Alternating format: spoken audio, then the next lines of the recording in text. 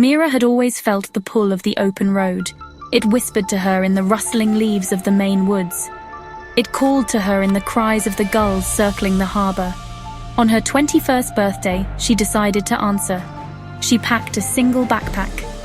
Inside, she tucked a notebook, a camera, and a heart full of wanderlust. She left behind the familiar comfort of her small town. A handwritten note on her pillow was the only goodbye. The Greyhound bus rumbled to life. With every passing mile, Mira felt lighter. The world unfurled before her, an endless ribbon of possibility. She was ready to write her own story. New York City hit Mira like a shot of espresso. The energy was intoxicating. Skyscrapers scraped the sky. Taxi horns blared a discordant symphony. Mira dove headfirst into the chaos. She wandered through Central Park. Street performers transformed sidewalks into stages. She marveled at the masterpieces in the MoMA. She felt the pulse of the city thrumming beneath her feet. At night, the city truly came alive. Neon lights painted the streets in vibrant hues.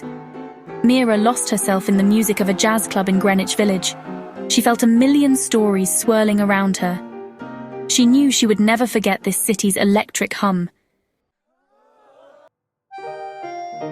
New Orleans was a feast for the senses. The scent of beignets and chicory coffee lingered in the air. Jazz music spilled from open doorways. Wrought iron balconies dripped with colorful flowers. Mira wandered through the French Quarter. She listened to street musicians pour their hearts into every note. She ate her weight in gumbo and jambalaya. She felt the city's history whispering in the cobblestone streets.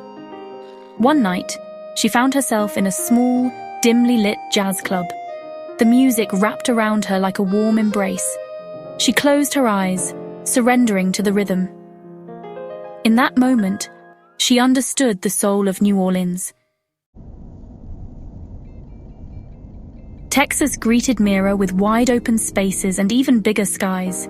The air was thick with the scent of leather and horses. She had signed up for a horseback riding adventure. It was time to experience the Lone Star State the cowboy way. The horse beneath her moved with a grace that belied its size. Mira felt a thrill course through her as they galloped across the plains. The wind whipped through her hair, carrying the distant call of a hawk.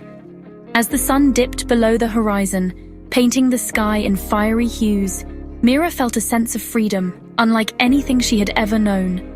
The vastness of the land mirrored the vastness within her own heart. The Grand Canyon stole Mira's breath away.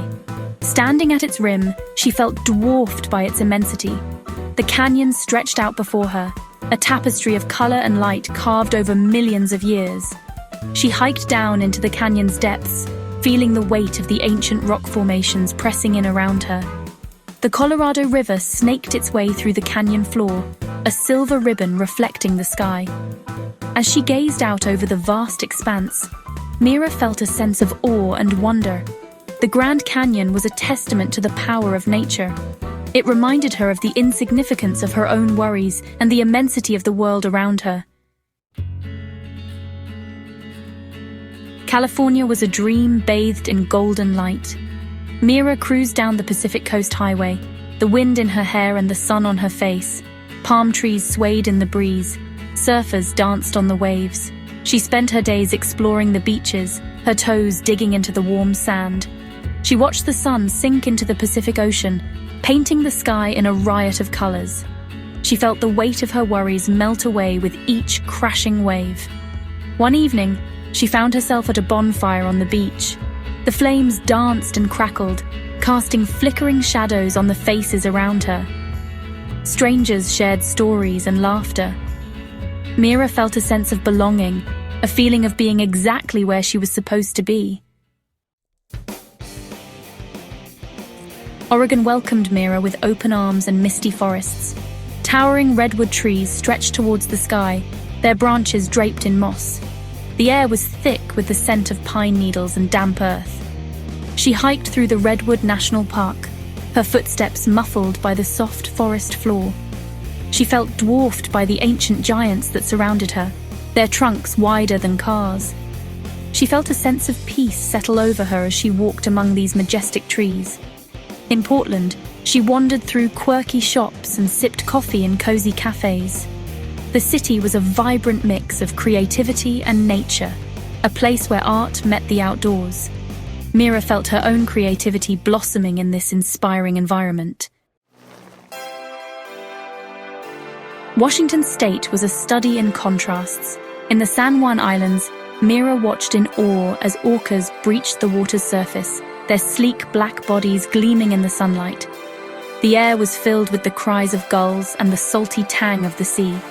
In Seattle, she ducked into cozy coffee shops to escape the drizzle, her notebook filling with stories and sketches. She wandered through Pike Place Market, her senses overwhelmed by the sights, sounds, and smells of fresh produce and seafood. But it was in the mountains that Mira felt most at peace. She hiked to icy waterfalls and alpine meadows carpeted in wildflowers. She stood on mountaintops, gazing out over snow-capped peaks that stretched as far as the eye could see.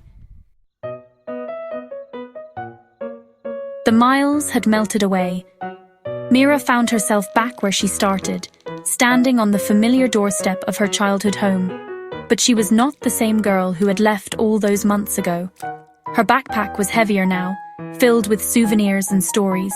Her notebook overflowed with scribbled observations and heartfelt reflections. Her camera held 1,000 images of breathtaking landscapes and fleeting moments of beauty. Most importantly, her heart was full.